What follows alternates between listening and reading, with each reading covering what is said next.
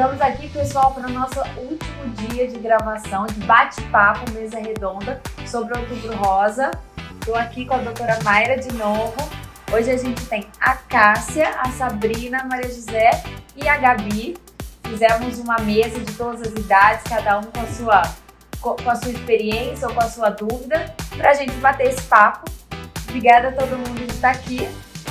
E aí, vou começar hoje com a Maria José, que tem uma historinha para contar.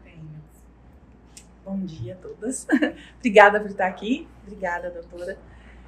Na verdade, o que ocorreu? Nós tivemos a carreta no dia 14 de dezembro, aqui na empresa. Eu já venho fazendo mamografia já há um tempo. Aí fiz a mamografia, até um dia a Cássia falou, eu recebi meu resultado. Aí eu falei, gente, o meu não veio. Aí depois a Vanilda, já recebi meu resultado. Falei, nossa, que estranho, o meu ainda não chegou. Mas tudo bem, passou, né? Na correria, dia a dia. Aí eu, de manhã, tomando café, a minha irmã, a enfermeira em Urânia, falou, Maria, eles estão ligando atrás de você. Ligaram lá no centro de saúde, perguntando, e não conseguiu te localizar. Eu falei, mas o que seria? Não, você vai ter que ligar lá em Fernandópolis. Aquilo, eu vim trabalhar com muito medo. Eu falei, meu Deus, o que aconteceu? Aí não conseguia falar, não conseguia, até que eu consegui. A moça do atendimento falou, não, o seu exame está conosco, você fez, mas você precisa vir aqui. E eu gostaria que fosse rápido. Aquilo, meu chão abriu. Eu falei, foi rápido, deu alguma coisa, eu não sei o que eu vou fazer. Sentei e falei, vou ligar para quem? Para minha irmã mais velha, para ela que vai me dar o suporte hoje. Aí liguei para ela e falei assim, aconteceu isso, eu preciso que você vai comigo. Não, pode agendar que nós estamos indo. Aí liguei novamente, agendei, era 1h30 da tarde. Aquilo, eu saí daqui, não consegui almoçar, não consegui nada e fui, até meu cunhado veio me buscar.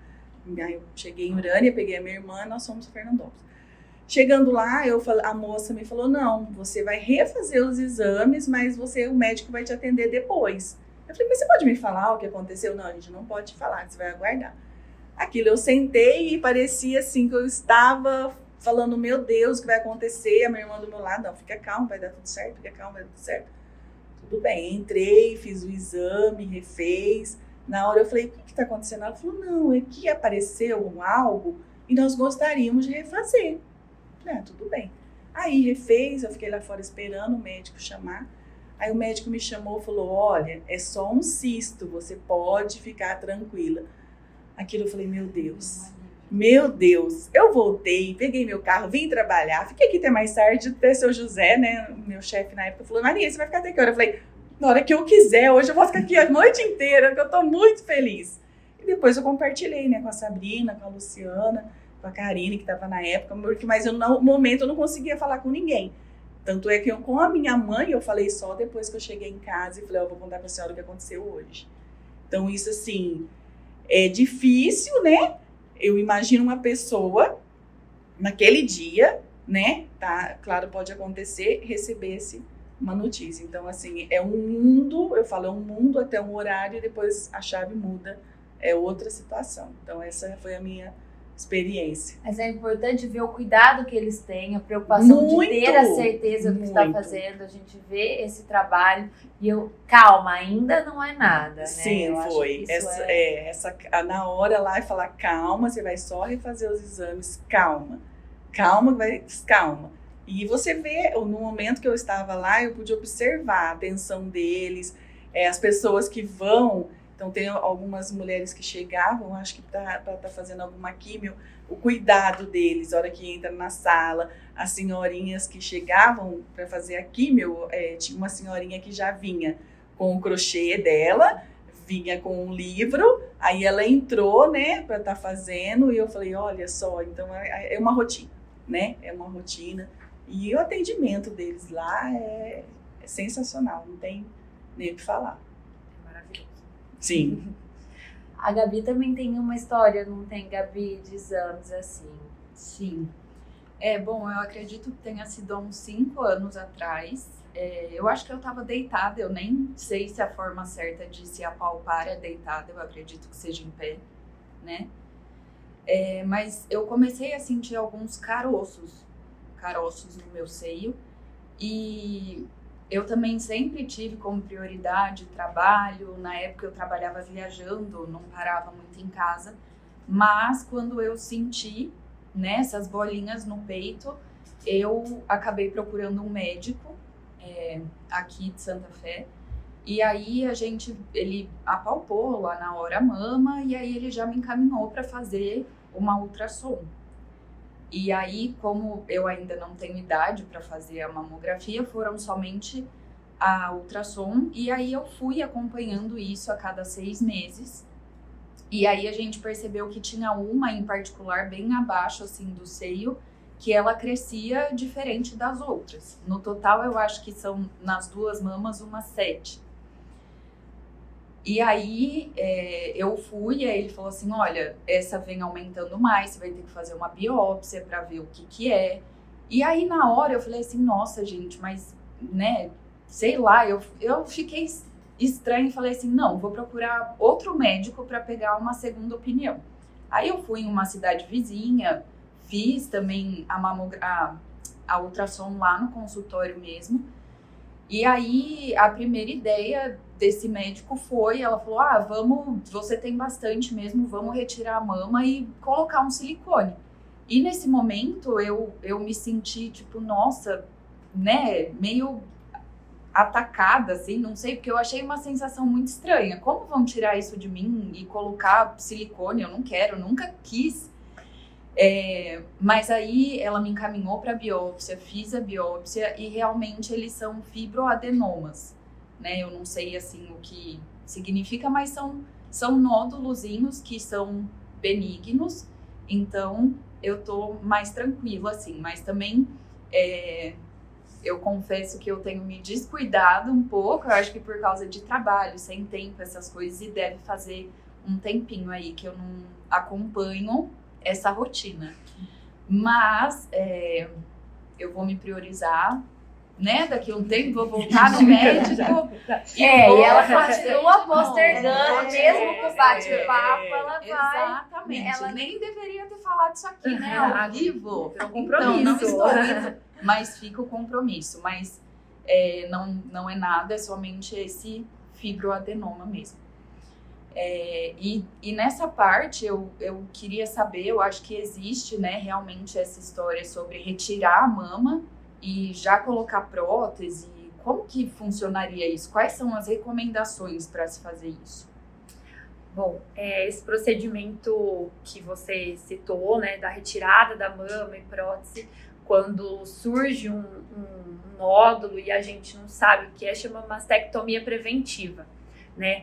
Tem alguns casos que vêm da hereditariedade, pessoas que têm casos na família, fazem algum acompanhamento mais específico, fazem uma busca genética ali, vê que tem a probabilidade maior de desenvolver o câncer, então faz a indicação ali da retirada das mamas antes do desenvolvimento ou do possível desenvolvimento, porque o câncer a gente nunca sabe se vai de fato acontecer, né?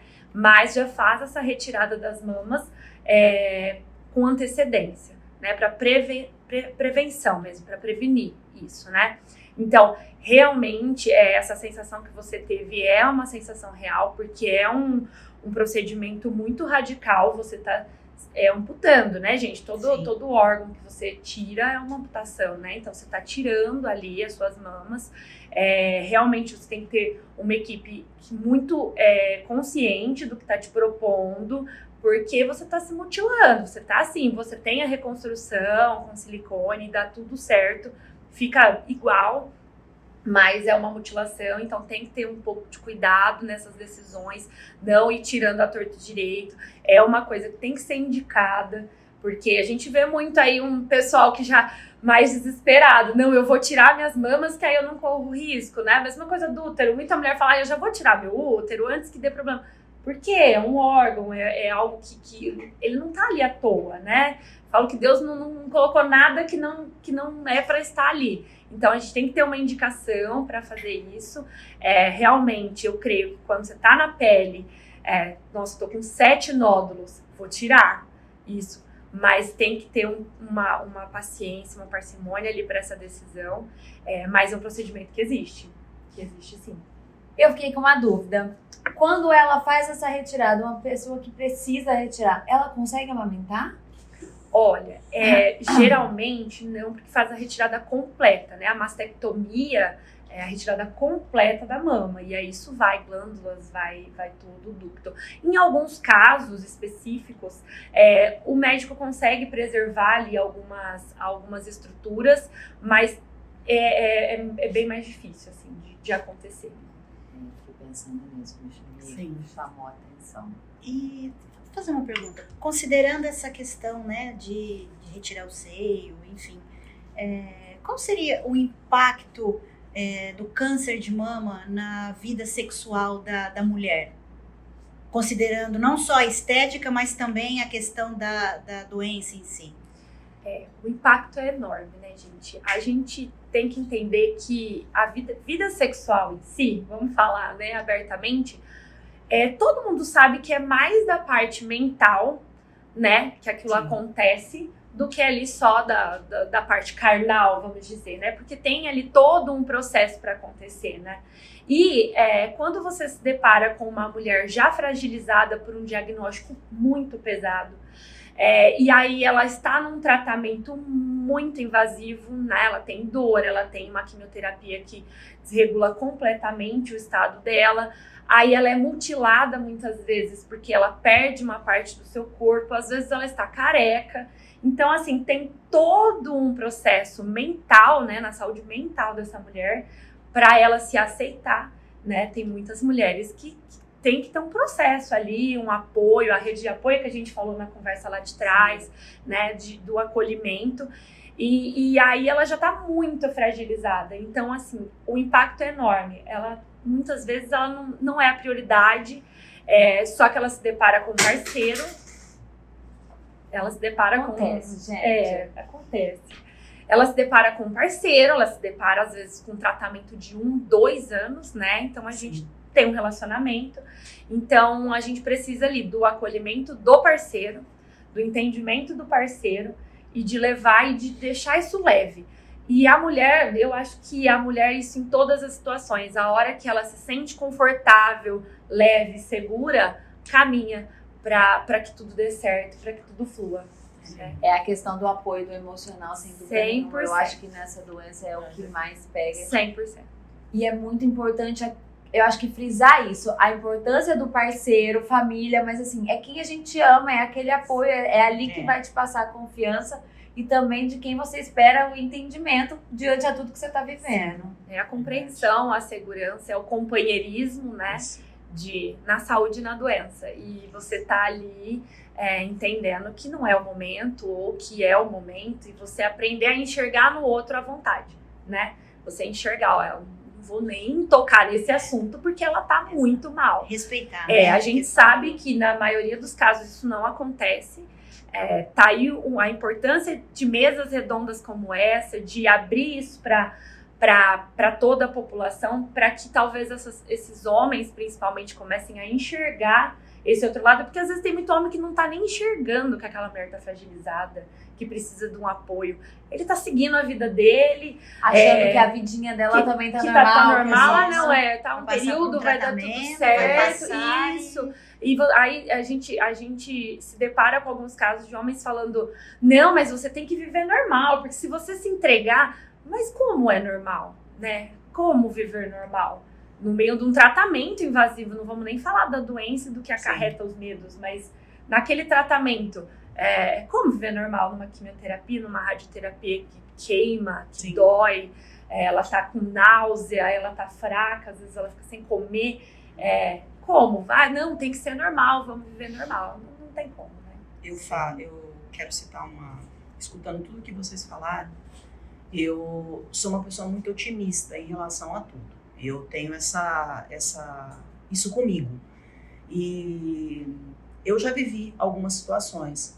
E eu falo que essa autoestima, esse acompanhamento, isso pode ser um start bom e também pode ser um start ruim. No meu caso, eu digo que eu já convivi com algumas situações de câncer. Avô, uma prima muito jovem, com menos de 5 anos de idade, combateu uma leucemia, passou por várias complicações, a família toda envolvida. Além de tudo isso, uma amiga muito querida e que trabalhava comigo. Então, assim, teve um câncer de mama e os sinais não foram os sinais que normalmente a grande maioria percebe, mas foram sinais que hoje eu olho e falo, aquilo foi um ponto de decisão na minha vida. Porque ela teve uma manchinha roxa que a gente achava que não era absolutamente nada e que o câncer veio tão forte, que em menos de 4, 5 meses ela se foi. Então, assim, e aquilo me deu um start. Eu era jovem, sempre quis ser mãe a minha vida inteira, então eu já tinha uma filha, engravidei do segundo filho e queria amamentar. E tinha 68 quilos a mais do que eu tenho hoje. Então eu era muito gordinha. Então, quando a gente fala em seio, a gente sabe que o seio é um ponto, é aquilo que a mulher... É a feminilidade, é aquilo que a gente acha. O cabelo é importante, a maquiagem é importante. Mas o seio é o seio, né? Então, eu sentia os meus peitos gigantes. Hoje, 68 quilos a menos. E aqui, como eu digo, que aquilo foi um ponto de decisão na minha vida, vendo ela passar por tudo aquilo... E eu falei, não, eu não quero continuar assim, porque eu sei que esse é um fator de risco gigantesco. E eu olho hoje e eu sei que aquilo era nada. Aquilo que existia era nada, porque ele não existe mais. E com a perda desse peso, a minha qualidade de vida melhorou. Eu sinto meu seio muito diferente. Eu sentia caroços grandes nesse seio, mas a gente sabe, hoje eu sei que isso era gordura. Então, assim, o ponto de decisão na minha vida, a mudança da minha vida aconteceu diante de um câncer de mama de uma amiga. Então, assim, o que eu falo que na minha vida foi importante, e eu deixo isso como uma resposta, uma pergunta para você, o quanto a atividade física contribui, tá? Para que a gente possa ter ajude nessa prevenção. A alimentação, eu sei que já foi dito várias coisas nos outros episódios, mas eu acho importante reforçar isso e mostrar que hoje é um dia, como a Maria disse, mas que a chave, ela vira muito rápido. Muito. E como é importante essa chave virar. E a gente conseguir enxergar e falar, eu sou a pessoa mais importante. Não é o trabalho, não é o marido, não é o filho. Sim, são todos. Mas eu sou a pessoa mais importante. Se eu não me cuidar, quem vai se cuidar? Entendeu? Como eu cuido de um terceiro, como eu cuido do meu filho, como eu cuido do meu esposo ou da minha casa?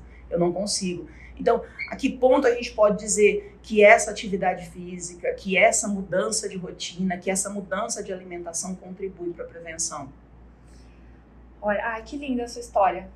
Muito lindo o seu testemunho. Eu acho que é bem tocante para nós, né? Sim. Pessoalmente, porque quando você se toca no sentido de o que eu tô fazendo comigo mesmo? Como que eu tô agindo? A historinha do avião, né, gente? O avião caindo a máscara primeiro na gente, depois nos outros, porque se a gente não respirar, a gente não ajuda os outros, né? E exercício físico, alimentação é a base de tudo. A gente tá muito, muito, muito invertido nos valores hoje, né? A gente vê cada vez mais uma vida completamente desregrada, tudo descompassado, né? Exageros de um lado, de outro, a bebida alcoólica. E é importantíssimo. A obesidade é um dos principais fatores de risco para desenvolvimento, não só do câncer de mama, mas dos outros cânceres aí. E a alimentação, uma alimentação saudável, sem a quantidade de agrotóxicos, aqueles enlatados, aqueles conservantes, aquilo estimula sim o desenvolvimento de doenças na gente. E não tem como, é comprovado, né? A gente não tá numa... tem artigo científico que fala sobre. O açúcar, O açúcar é um veneno. E quando a gente fala de exercício físico, não é para você virar o bodybuilder da academia. Não, gente, eu vejo... A gente tem um cardiologista lá na clínica, ele sempre fala, gente, 40, 50 minutos de caminhada por dia. Não tô pedindo para você ir lá levantar peso, carregar. Não, 40, 50 minutos você, seu filho, seu marido, de caminhada, o seu coração assim, agradece muito, o seu corpo agradece muito. E aí você vai tirando da sua lista coisas que poderiam vir a acontecer e que deixam de acontecer por conta disso, de 40 minutos de caminhada. Não é ir lá e 3 horas, que hora que eu vou fazer, meu Deus? E caminhada na rua, coisa que qualquer um vai fazer, não tem que ser uma esteira, uma velocidade. Não, botar um tênis, pegar uma garrafinha de água ali, fazer o seu caminho e voltar. Isso aí já traz um benefício gigante. Eu acho muito bacana a sua experiência, por quê? Porque você viveu. É diferente da gente chegar aqui, não, vamos emagrecer. E você viu os benefícios, você falou, sua mama mudou, você tinha caroço. E a dificuldade, às vezes, no exame de você identificar um caroço, um nódulo, numa mama extremamente obesa, de você fazer o exame, você passou por isso. Então, eu acho que como eu estou me cuidando. Isso vai refletindo em tudo, né? Como eu estou me alimentando, uma decisão, às vezes não é parar de comer açúcar, parar de tomar sua cervejinha, mas quanto eu tô comendo de açúcar? Reduzir, tirar os exageros. Quantidade. É a quantidade. A gente sabe que quando a gente faz coisas muito drásticas, não dá certo, né? Você virar e falar, é um outro ali que tem uma personalidade, vou parar e de hoje para amanhã a vida acabou. Mas assim, parar aos poucos, reduzir, durante a semana eu não vou tomar refrigerante. Ponto, fim de semana eu vou comer meu churrasquinho, vou tomar minha coca e tá tudo certo. Mas e durante a semana? A gente tá aqui numa empresa que é muito, estimula muito, né? Que é o peixe, a tilápia e tudo mais. Que a gente sabe, a gente ouve muito aqui sobre isso, os benefícios disso. E por que não colocar isso na nossa rotina? É só benefício da saúde, gente. Saúde saúde em primeiro lugar. Se eu não tô saudável, nada acontece. Acho que as mudanças têm que acontecer gradativamente, né? Para virar um hábito. Para ser normal. Para não ser um trauma. Da mesma forma que a pessoa que faz uma alimentação um pouco mais ruim, começar a ter essa disciplina, entender que se você regra, se aquilo vai virando um hábito, não para de ser pesado. Começa a ser leve, porque você começa a ver o benefício de todo o processo fisiológico. O próprio organismo da gente se regula. Você pode é óbvio que se você comia 2 pratos de janta nos primeiros dias que você come você vai falar, tá faltando. Mas é nítido, assim, em uma semana já tá satisfeito. E se você comer 2, você já vai ficar muito. E é a mesma coisa com exercício, que vai se adaptando. O começo, a mudança é difícil, sim. Começa com 10 minutos, com 20 minutos.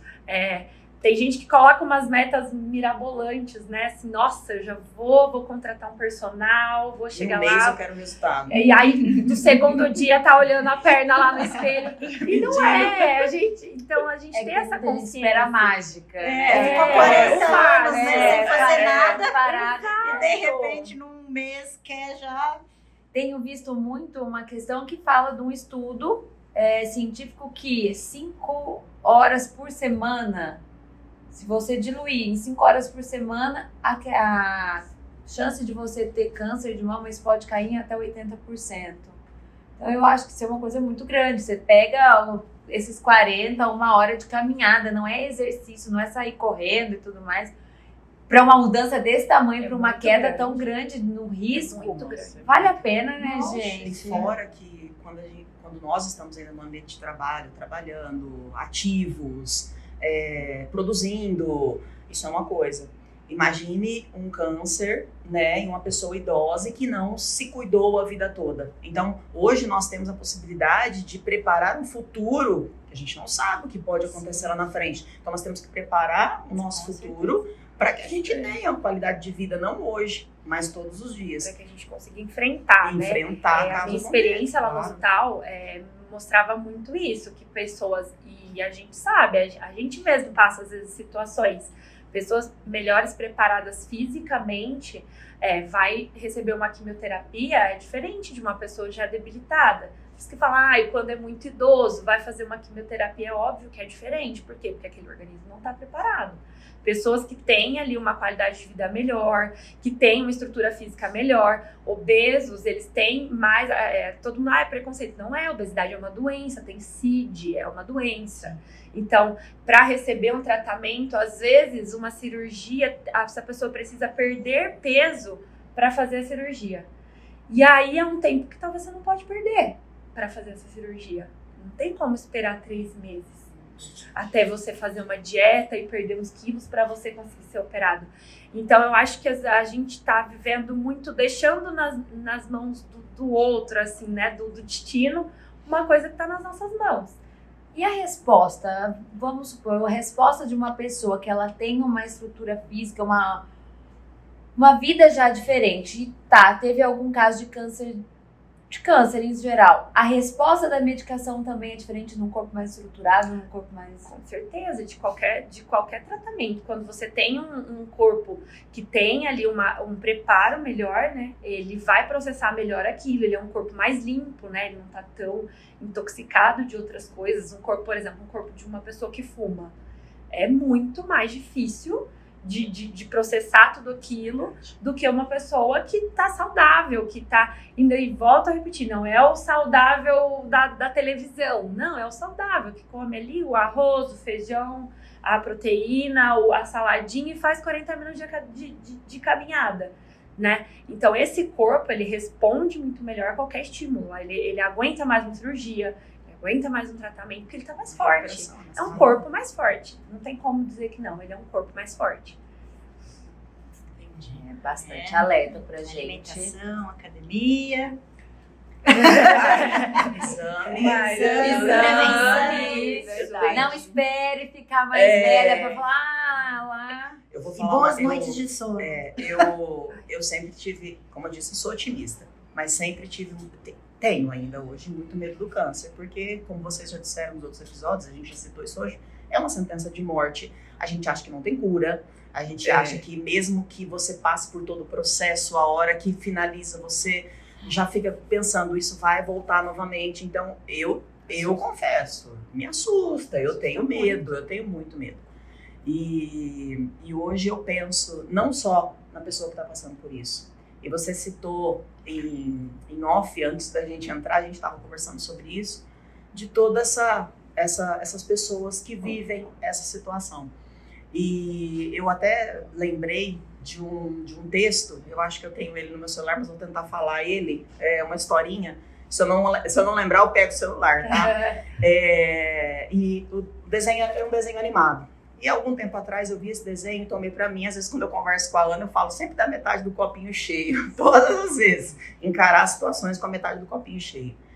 E eu tinha um ursinho Pooh, todo mundo conhece o ursinho Pooh, né? Sentadinho no meio da floresta. E ele tava em cima de um tronco, cabisbaixo, quieto. E o Leitão tava do lado. O Leitão é todo carinhoso, educadinho, né? Até ingênuo às vezes. E ele estava do lado olhando. E ele viu ele sentado, até que o Pooh deu um suspiro, abaixou a cabeça e falou, nossa, hoje está sendo difícil, né? E aí eu me coloco no lugar me emociono. Desculpa. E eu me coloco no lugar de algumas pessoas que passam por essa situação. E aí ele chegou perto, né? Eu não vou conseguir falar, eu vou ter que ler. Eu vou ter que ler, desculpa. E aí ele chega perto do ursinho e fala para ele o seguinte: você quer falar sobre isso? Que tá sendo difícil? E o Pooh para por alguns segundos, respira, repensa, e ele fala, não, eu acho que eu não quero. Talvez porque não tenha digerido a situação. Mais um silêncio se instaura, e aí o Leitão vai pro lado dele e diz, não tem problema nenhum. Sentou do lado dele, no tronco de árvore, e aí o Pooh olhou para ele, o que você tá fazendo aqui? O que você quer que você tá aqui do meu lado? O Leitão só falou para ele, não, eu não quero nada, com um olhar de ternura. Não quero absolutamente nada. Eu só tô aqui. E ele diz assim, eu sei. Você vai fazer a gente chorar. Ai, meu Deus. Desculpa, eu relembro muita coisa.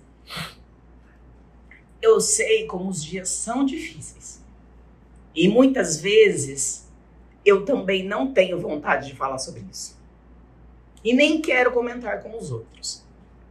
E aí o Leitão continua com a sabedoria tranquila que ele tem. Mas sabe, pô, os dias difíceis se tornam muito mais leves quando sabemos que temos alguém do nosso lado e eu sempre estarei aqui para o que você precisar. Aí enquanto o Poo para, mergulha nos seus pensamentos, processa o peso daquela informação, daquele dia difícil, e o Leitão do lado dele balançando as perninhas. Só ali do lado dele quietinho, com aquela lealdade, com aquela simplicidade. O Poo sente seu coração um pouco mais leve, pensa que o seu melhor amigo nunca esteve tão perto quanto naquele momento. E aí a gente deixa isso para as pessoas que estão enfrentando isso, que todos os dias difíceis, independente da dificuldade e do peso que esse dia possa ter, que a gente tenha esperança, que a gente tenha pensamentos positivos e que a gente tenha um Leitão do nosso lado que possa oferecer esse silêncio, que possa oferecer esse conforto e que possa oferecer essa presença que muitas vezes é inabalável. Então, o estar do lado, e uma vez eu comentei isso com a Ana, você não precisa dizer nada, você só precisa estar do lado. Então, a gente está falando de prevenção, mas a gente fala de prevenção e a gente esquece daquelas pessoas que já estão vivendo uma situação dessa. Então, desculpa abrir esse parênteses, fazer todo mundo chorar. Não era essa a minha intenção, porque os outros episódios foram tão alegres. Então, eu não posso fechar com chave de ouro. Mas eu acho que é importante citar isso. É importante ser aquele apoio. E para que a gente seja o apoio, repito de novo, que ficou comigo, viu, Gabi? Nós temos que estar bem. Nós temos que estar bem. E não é porque a gente se emocionou que a gente não tá bem, não. Nossa autoestima tá lá em cima. Então, se cuidar e ser o apoio sempre que a gente possa estar presente para aqueles que precisarem. É isso. Que lindo. Olha, eu acho que com essa emoção a gente finaliza esse último episódio do Outubro Rosa, onde a gente passou pela prevenção e a gente também passa pelo acolhimento. Vou contar, vai ter um spoiler aqui, que a doutora Mayra vai fazer um vídeo sobre como acolher em ambiente de trabalho e a gente ter isso mesmo, porque a gente poder ser leitão algumas vezes, estar do lado das pessoas que precisam. E às vezes a gente não sabe como acolher, porque um amigo, a gente tá lá, é mais fácil ser realmente leitão, mas um ambiente de trabalho que às vezes a gente não tem tanto contato, mas a pessoa às vezes está ali passando pelo tratamento e continua trabalhando, ou por situações em que ela recebe notícias difíceis, que a gente tem essa experiência. Então aguardamos também ansiosos esse novo vídeo, onde você vai dar algumas direções, acho que a gente falou todo mundo aqui um pouco. E eu agradeço todo mundo de estar aqui. Obrigada. Agradeço, Cássia, por mim dar esse chacoalhão, essa emoção. E é isso. Obrigada, pessoal. Obrigada, meninas.